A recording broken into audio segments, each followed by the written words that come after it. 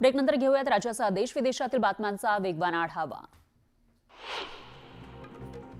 बीडच्या डीपीडीसी बैठकीमध्ये अजित पवारांनी धनंजय मुंडे शेजारी बसणं टाळलं। धनंजय मुंडे आणि पंकजा मुंडे बैठकीमध्ये शेजारी बसल्याचं दिसून आलं।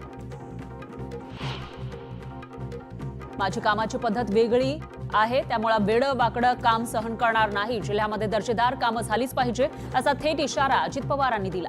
विकासाची कामं करताना कोणी खंडणी मागता कामा नये, जनतेचा पैसा सत्कारणी लागलाच पाहिजे असंही अजित पवार म्हणाले।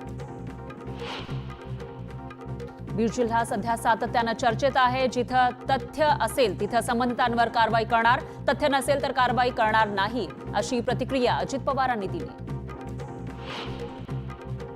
आपलं चारित्र्य स्वच्छ ठेवा, स्वतःची प्रतिमा जनमानसात चांगली ठेवा, चुकीच्या प्रवृत्तीच्या लोकांना सोबत ठेवू नका असं मार्गदर्शन करत अजित पवार यांनी धनंजय मुंडेंना इशारा दिल्याचं बोललं जातंय।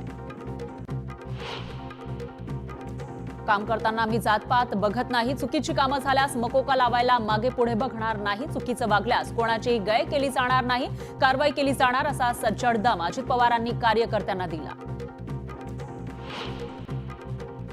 चुकीची माणसं आजूबाजूला ठेवू नका, मी तुमच्या जवळचा असलो तरी चुकीचं वागू नका, कोणी कितीही जवळचा असला तरी चुकीचं खपवून घेऊ नका असा कानमंत्र अजित पवारांनी कार्यकर्त्यांना दिला। यानंतर घेऊयात एक छोटासा ब्रेक।